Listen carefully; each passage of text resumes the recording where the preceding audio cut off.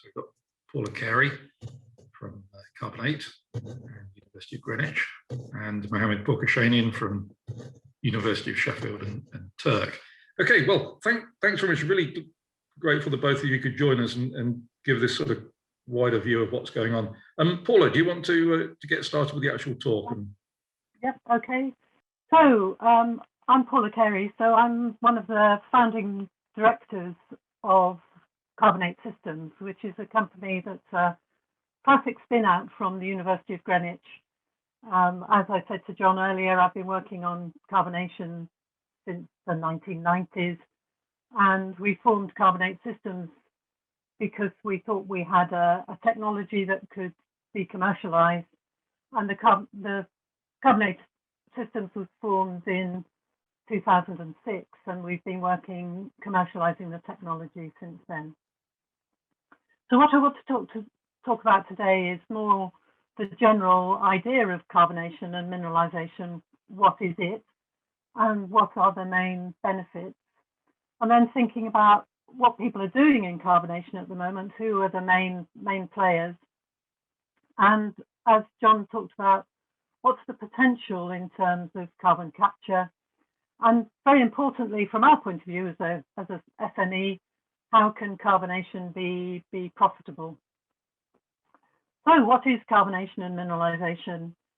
Basically, it's the reaction between principally calcium magnesium compounds, so particularly oxides, hydroxides and silicates, and those minerals, those phases will react with CO2 to form carbonates. And I've got two versions of the reaction there.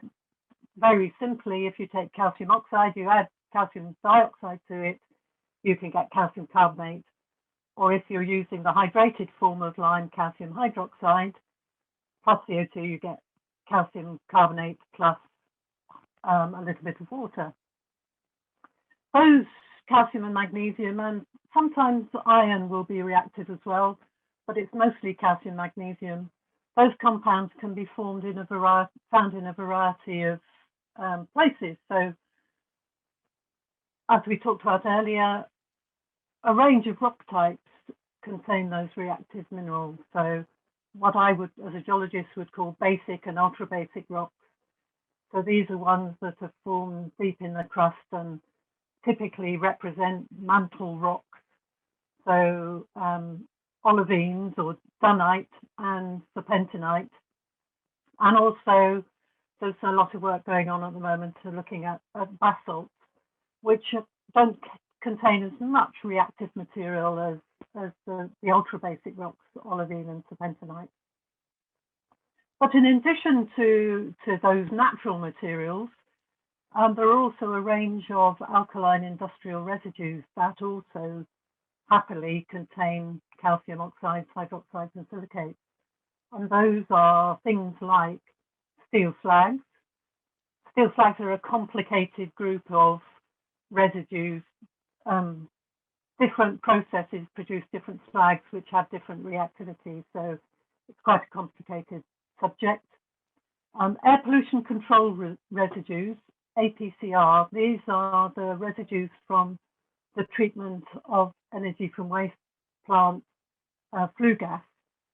So to control the acids in the flue gas, they inject lime into the gas, and then that residual lime is collected, and it has remaining calcium oxide or calcium hydroxide and calcium silicates in it, so will react with CO2. Then we have cement residues, or a couple of residues that are a consequence of the way cement is processed. And those are very similar to cement, so they will be reactive. And then another area that is increasingly being explored is old cement or concrete and demolition waste, crushed concrete. I consider that there are two principal environments for carbonation. The most important thing is that you need water, so that you can't physically react a gas and a solid together. You need really to ionize the CO2 in order to and get it in an ionic form to react it with a solid, and that medium is generally water. So if you're looking at the carbonation of rocks, you need to have that moisture around, which is generally in the atmosphere, and you generally have some CO2 in the atmosphere, so the reaction will continue. And I would probably classify that type of reaction, carbonation, mineralization, as a dry carbonation, where the water-solid ratios are less than 1. So in our terms, you're just getting a thin film of water around a grain that's reactive. And so the CO2 can pass through the water and ionize and react with the available calcium ions in a very rapid way. The diffusion of the CO2 through the water is probably the rate controlling step in that reaction. In contrast, there are a lot of other researchers who are doing work in what I call wet carbonation. So instead of having a thin film of water, you have water-solid ratios in excess of 1. And instead of reacting the grain in situ, if you like, the system is that the calcium and magnesium ions effectively dissolve in the water, and then you get clear reprecipitation of the carbonate from solution. So you've got a CO2-rich water, also rich in the calcium and magnesium ions. And I'll talk a bit in a few minutes just about how that is in operation and how it applies. So as I was saying, the carbonation occurs naturally. It's part of weathering of rocks and alkaline residues. But because of low concentrations of CO2 in the atmosphere, it's always nice to say that, still at 400 or 410 ppm CO2 in the atmosphere, it takes a long time for weathering of rocks to occur. What we do is accelerate the carbonation reaction by changing the conditions of the reaction. There are some people who are working with very high temperatures and pressures, what's called supercritical CO2. Others just working at sort of 400 degrees or several bars pressure. The work we do at Carbon8 Systems is done at atmospheric temperatures and pressures, because we like to keep the whole system as straightforward and economic as possible. And I'll talk a bit more about that in a minute. And using atmospheric temperatures and pressures and getting the conditions right, mostly involving the way the CO2 and the water interact, you can get the reaction to take place in 15, 20, 10, 15 minutes, depending on the concentration of CO2. So definitely an accelerated process. So the advantages of carbonation is that when you form the calcium carbonate, it's pretty much a permanent capture of the CO2. To release that CO2 again from calcium carbonate, you generally need an acidic environment.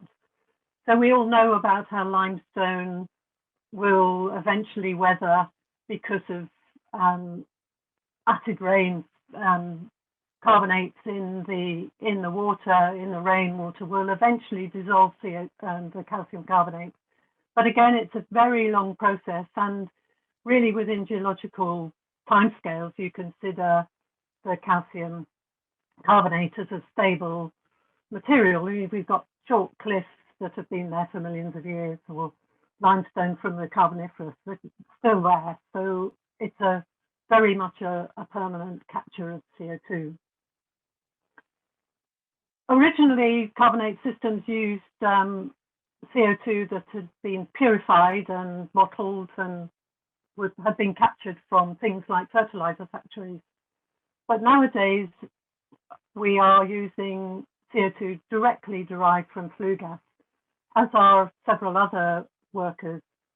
So in our process, you don't need to have pure CO2, and we're working down to about 10% CO2, which is the typical concentration you find in flue stacks from, say, cement works or steel works, or indeed energy from waste plants. And the important thing about that is you don't need to purify it before you put it into the process. There are large quantities of reactive material available, both natural rocks and what I've called anthropogenic, the industrial residues. And if you take all those residues together, there is the opportunity to treat more than a gigaton of CO2 per year, just in currently produced industrial residues, and not including quite a lot of historical deposits. Of course, not all those residues are available for treatment. There are other uses for them. So you take the paper and pulp industry, for example, they produce a very nice ash that is reactive, but it's also used as a supplementary cementitious material in cement. So theoretically, you could capture more than a gigaton, but the incentives need to be different to be able to use all the residues available. So thinking about who's doing what in 2021, quite famous is Carbfix in Iceland, who are reacting CO2 with basalt. Over 2 years, they've well, the reaction actually takes over 2 years to occur, even though they're putting the CO2 deep into the crust, and so they're using effectively high temperatures and pressures. And they've injected around 70,000 tons of CO2 since they started in 2014. Originally, they were using CO2, I think, derived from some of the processes in Iceland are surrounded by the geothermal energy. But now they've moved to direct air capture and are working with the guys doing direct air capture to inject the CO2 into the basalt. On a similar vein, there's quite a few people now looking at enhancing natural weathering. The main way in which it's enhanced is by crushing the material as fine as possible, so you're increasing the surface area of the material. There's a famous company called Green Sand, who are a Dutch company who are using crushed olivine spread on beaches and paths or along railway tracks, and they sell a bag of products, green garden olivine, that you can spread on your garden to make a contribution to saving CO2 emissions, because the olivine will eventually absorb CO2. So they say they've captured around 37,000 tons of CO2 since 2018. There's a lot of work going on at Oxford and others where they're spreading finely ground basalt or mine tailings on fields to achieve the same thing, to gradually capture the CO2 from the atmosphere. And there's a lot of work going on in that area, thinking about actually how much CO2 are you capturing, and the chemistry of the system, and how that the movement, migration of the ions generated are moved around in the atmosphere. Other natural materials that are used in carbonation processes on a more commercial sort of product producing scale are people like MCI, which is our Australian outfit, Mineral Carbonation International, and also Cambridge Carbonates in the UK, who are using serpentinites and olivines in a wet chemical process, a wet carbonation, to extract the magnesium oxide and to manufacture magnesium-based cements or plasterboard type products. And then Green Minerals themselves, the sellers of green garden olivine, are actually trying to make paper from the carbonation of olivine. The cement industry are very keen on carbonation. They produced a 6-point plan for achieving net zero in the cement industry by 2050. And at least 3, if not 4 of their plan really involve carbonation. So it shows how important we think that carbonation and mineralization is. Using the carbonation of concrete, ancient concrete, you can have the concept of an urban quarry, quarrying the construction and demolition waste to carbonate the concrete. And of course, concrete will carbonate itself in the atmosphere, and it used to be thought of as a jolly bad thing because the carbonate front got to the steel and corroded the steel. But now it's thought of as a good thing because it's absorbing some of the CO2 that was created when the cement was made. Some of the concrete in construction and demolition waste will contain uncarbonated cement paste because the carbonation process takes a long time. So there's some reactivity left, and they're using that sort of material to make supplementary cementitious materials to reduce the amount of cement clinker that needs to be in the cement. So I've said there's several projects using construction and demolition waste, but you can see from the picture it's a very mixed bag, and there's quite a lot of energy required to sort the concrete. It needs to be ground finally, but the technology is being driven by the lack of PFA from coal, which was previously or has been used as an SEM extensively. So Heidelberg are busy working on that, and there's been a EU-funded project called FastCarb. It's interesting because if you carbonate the calcium silicates in the cement, you can provide both a limestone filler and a pozzolan to help with the reaction of the cement. But in the UK, 95% of construction and demolition waste is recycled already. So making that an economic process is an interesting concept. So what we do in Carbon8 Systems is carbonate industrial residues. So as I talked about, the energy from waste residues, both the air pollution control residue and the bottom ash, the steel slags, paper ash from the recycling of paper, and then the cement residues. Also in there, we can count mine tailings, so rocks that have been already crushed and are relatively fine. In the graph here, you can see the amount of CO2 that can be captured. So cement kiln dust, for example, has a reactivity in the order of 20–25% uptake, whereas air pollution control residues are down at an average of about 10–11. So there's still a substantial amount. That's, in terms of cement kiln dust, that's 20 or 200 kilos of material per ton of cement. So ton of residue. So what we're doing, therefore, is treating the residues that are destined for landfill. And landfill costs for these sorts of alkaline waste can be up to £120, 120 euros a ton. And some of the cement dust we're looking at can react with up to 30% CO2 by weight. And we're capturing the CO2 directly from the flue stack. So you can see the bit of kit that's photographed there on the left is also behind me. You can see the flue stack of the cement works as that big sort of 4-meter diameter pipe, and that's a bypass from that is connected directly into our container system, passes through the container where the CO2 is stripped out, and the excess flue gas is returned to the flue stack. So it's safe and permanent capture of the CO2, and we can manufacture, in the majority of cases, an aggregate that can be used in construction. So we've demonstrated that we can successfully capture that CO2 from the flue stack, and it's a batch process, and we can make aggregate that can go principally into precast blocks, but also we're looking at, in terms of cement kiln dust, the use in fertilizer because it's a high potassium material.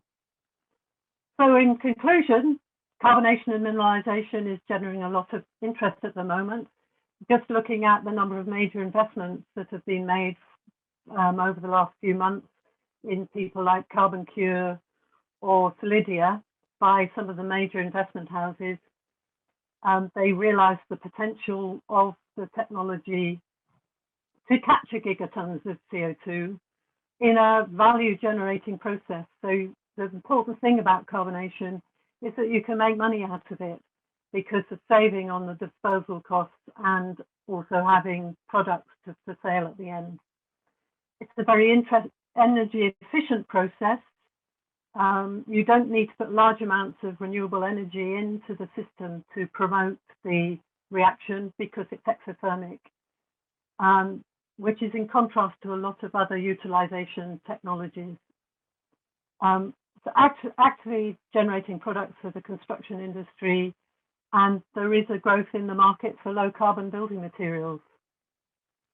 For further growth, we probably need better carbon footprint labeling and LCA analysis, and particularly encouragement for public procurement to go for low embodied carbon construction materials, such as the Lekela project in New York, where they're giving tax incentives to contractors who can provide low carbon concrete. So some few incentives to recover waste and process waste materials, including those historical deposits, would also help develop the market in carbonation.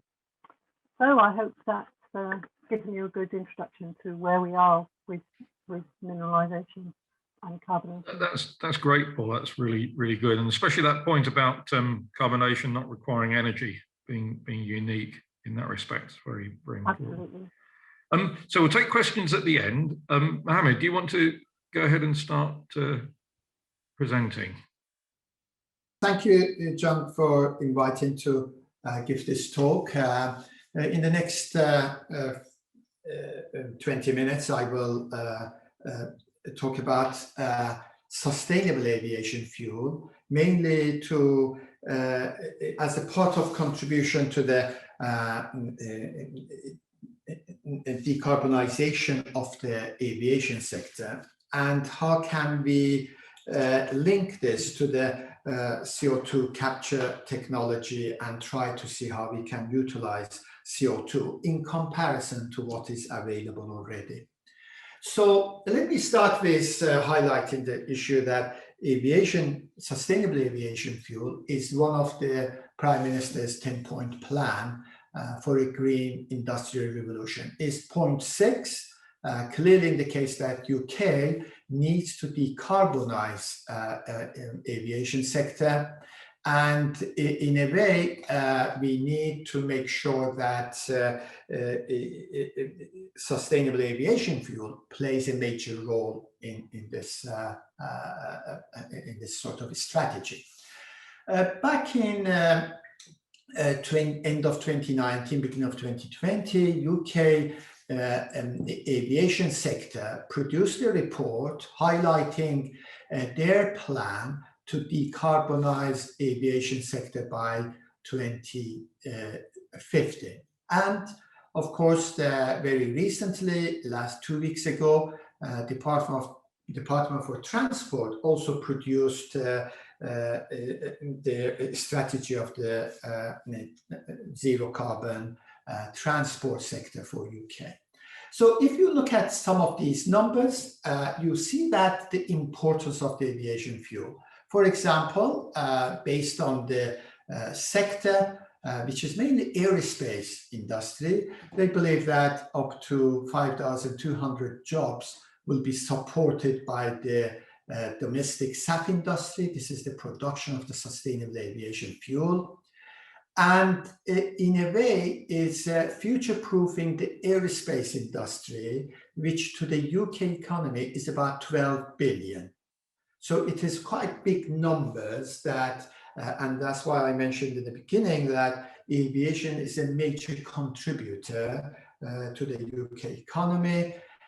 And as a part of that decarbonization, they believe that by 2050, 15 million tons of CO2 it can be removed using SAF. Now, if you look at some of the technology that has been highlighted here in terms of the new strategy or the strategy published by Department of Transport, you see that again, numbers that has been shown is really, you cannot ignore the importance of the aviation sector. And UK government is doing their best to support it. For example, ATI, through ATI, they are funding 85 billion has been added to the economy through funding the Aerospace Technology Institute. Over 73,000 high-value jobs have been supported, again through this ATI, and amount of CO2 is reduced also, of course, is quite significant.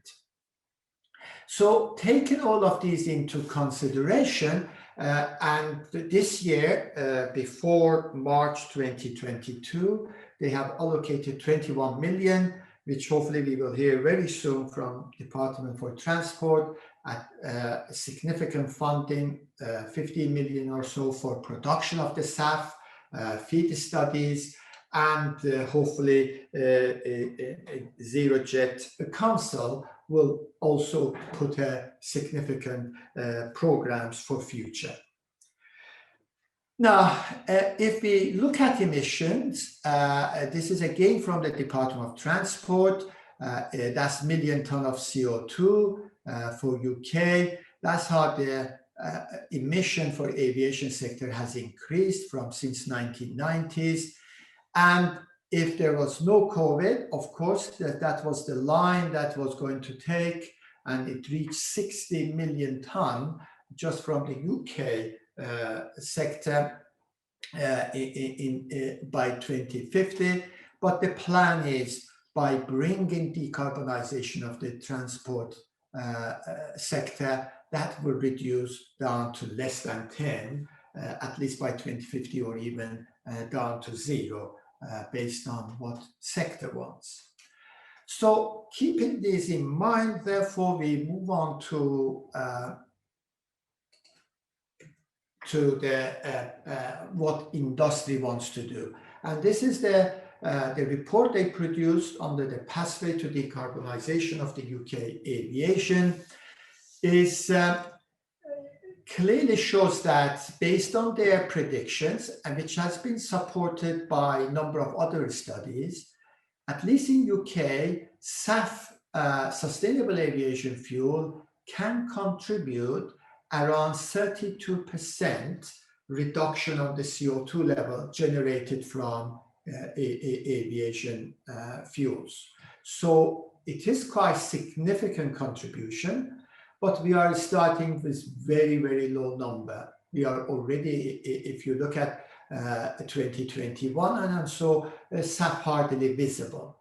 And reaching 32% is quite a challenge. And the reason for that is because the consumption of jet fuels is around 400 billion liters per year. So it's a really big number, and 32% of that is also a huge challenge.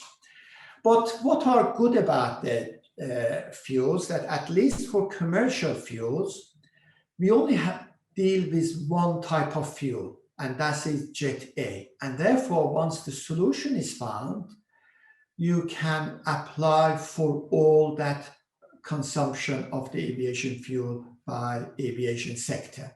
So one solution for one type of fuel that is used overall. And the main reason for having single fuel is not only to do with engine performance, but also safety and certification, that we will talk about those later.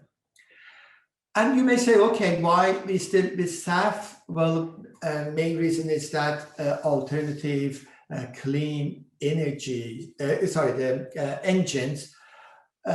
technologies are unlikely to be ready before 2040. And that's for hydrogen, that's for batteries, and that's for fuel cell. For long-haul flight, batteries are too heavy with present structure. They can't really be used. Hydrogen, energy density and volume that it requires for long-haul flights is not feasible. And electric and the fuel cell suffers from the similar sort of challenges. and therefore aviation fuel, sustainable aviation fuel will stay with us for some times. So, and therefore for that reason, SAF will play a major role in to contribute to the reduction of the CO2 and decarbonization of the aviation sector. And this is not just for UK, but if you look at recent announcements by different airlines, you will see that, for example, Lufthansa and Air France and KLM, they can only receive subsidy to recover from COVID if they commit to certain amount of SAF to be used in all their aircraft. Even the Delta airline, for example, now looking at production of the SAF and funding those sort of work. And if you look at the DOE strategy, European strategy, you will see that very similar approach is taken by them. And this was just very recently that European Commission has indicated as a part of Fit for 55 plan, they will encourage the use of SAF through the tax exemption. And what they wish to do to achieve the goal of 55% reduction in carbon emission by 2030, to bring it down to 1990 level, which is from some of the figures you see was well before that, very small amount. And aviation fuel supplies to include more, to produce more and increase it from 5% in 2030 to 63% by 2050. I'm sorry, 0 is missing there, but it's by 2050. And this is at the moment based on the renewable transport obligation for fuels. That's where we have to be by 2030. But after that 2030 deadline, you see how sustainable aviation fuel will contribute to the total fuel consumed by aviation sector, and it will have a major impact on job creation and the income to the as an inward investment. So if therefore SAF is so important, what are the technologies at the moment? And what are the technologies for future, next generation technology? HEFA is a technology that's based on a very well-known technology, and it is safe, is already proven, it is a scalable technology, is a bankable technology, so considered as a mature technology. But what you have in there as a feedstock, waste and residual plants are used, or energy plants are used as a feedstock, transportable, and there is existing supply chain, and it has a potential to cover the 5 to 10% of the total jet fuel demand. However, the disadvantage comes on the LCA, in other words, using the SAF against fossil fuel. And average value is about 73%, at best reaches 84%, but as you can see, still a major still contributor to the overall CO2 emission. Now, if you move to more technology that cannot be considered as immature yet, but commercial pilots are available, is alcohol to jet and gasification process linked to the Fischer-Tropsch. Again, it has a potential in the midterm, however, significant techno-economics uncertainty, and I will show you the reason for that later. There are a lot of commercial pilot scale facilities are available, and the feedstock can be very different, all the way from solid waste to energy crops, or to the contaminated biomass or contaminated agriculture biomass. It is available at high quantity feedstock, but the collection and supply chain is not there. And again, average about 85%, even if you add carbon capture to the gasification process, you are still dealing with around 94%. Now, technology of the future, which now most of the airlines that are committing to SAF are focused on power to liquid, like Lufthansa or KLM or Air France and Delta, are looking at power to liquid approach. Is a proof of concept will be done by 2025. Already work is ongoing, where providing there is a cheap electricity, and that's mainly renewable energy in excess of what is needed, and water, then you have that all the components available to produce SAF. It is under development, and what you will need, therefore, as a feedstock is the CO2 captured either from direct air capture or from industrial plants or power if they are not stored. And therefore, combination of the green electricity and captured CO2 will be your feedstock as a starting point.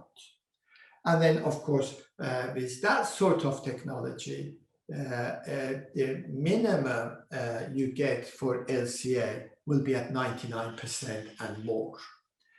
And of course, BECCS, which I'm sure some of you attended this week in the lectures, you may have looked at this. BECCS also falls within that. If CO2 is produced through the BECCS process and reused, it falls within power to liquid.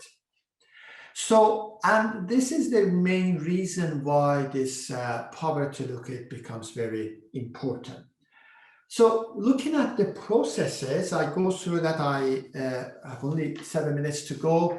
And the HEFA process, that's hydrogenated esters and fatty acid process, goes through very complex chemical processes. Of course, the feedstock goes through cleaning, hydrogenation, and then you have to remove CO2 and the carboxyl component from it. You end up with CO2, CO, and hydrogen, the water and hydrogen as a feedstock. And then you go through the isomerization product, hydrocracking product with hydrogen as a feedstock, and you end up with a different type of fuels, all the way from C1 to C5 gases to diesel and biojet fuel. But with biojet fuel, you have to make sure that these components that highlighted here are within the composition of the product generated. Aromatics are not welcomed, and therefore, because of the soot generation and impact on the flame characteristics, and therefore it is a minimum, is maximum 25% or even lower. Isoalkanes are very much in favor because they produce a fuel that has the best combustion process, and therefore they are highly desirable, but unfortunately they are expensive, and therefore cost limits the production of these isoalkanes. Alkyl to jet process is much simpler. You go through dehydration, produce alkenes, olefins, and then you go through polymerization, through agglomeration and hydrogenation, and then fractionating and end up with biofuel. So these are the sort of technology that shall we say proven technology. HEFA is mature, but alcohol to jet process is already pilot scale, large scale pilot scale facilities are available. But looking at power to liquid is we have 4 different options, and of course more options, but these are the 4 different. You could start with a very simple process of capturing CO2, whether the source is power generation or or different technology, CO2 capture technologies produces the CO2. You have use of power from electrical energy to power the electrolyzer to produce hydrogen. Then CO2 and hydrogen goes through reverse water gas shift reactor to convert to CO, back to the FT process with hydrogen and CO, and therefore produces CO2, produces a component of C5 to C16 at a large sort of fraction, and that burns in the aviation engine, aircraft engines, producing CO2 and indirectly water that is used by electrolyzer. But if you are working on decarbonizing and steel or glass or heavy energy intensive industry that don't have access to pipeline, once you capture CO2, the option is what do you do with that CO2? And therefore, this option is becoming very attractive now for many industries, that what they do, they capture the CO2, is an open cycle, of course, as you can see, but you produce your energy, electricity for electrolyzer on site, renewable, powered electrolyzer, produces the hydrogen, CO2 captured, then you go through the same reverse water gas shift reactor and Fischer-Tropper, you produce fuel that produces CO2, and in reality, your CO2 is really recycled rather than it is discharged in atmosphere by industrial plant, it's discharged by aircraft. And therefore that option is there to reduce the overall fossil fuel extraction and reusing the fuel. Biomass and CO2 air capture is a very interesting technology, BECCS. It ends up with a very low LCA, and therefore these two technologies are considered as a future technology, because especially with captured CO2 from using direct air capture, you are actually removing CO2 from the atmosphere, and therefore the issues of double counting or which you have with industry is not there, and we are therefore reusing the CO2 that already in atmosphere. I won't go through this. I'm sorry that we are running out of the time, but these slides are available. If you look at this, is a full energy flow as well as the carbon flow for the aviation fuel. But let me just show you how this technology of power to liquid becomes very important in future. At the moment, it's the most expensive because of the cost of hydrogen, cost of the captured CO2. Now, as we move on, the hydrogen, which is the important part of the next decarbonization strategy for all the countries in the world, developed world, you will see that the cost of hydrogen reduces significantly, carbon pricing comes in, and by 2050 is a very close to the fossil fuel-based aviation fuel, and therefore becomes the best technology in future. And that's why airlines and others are so interested on this technology.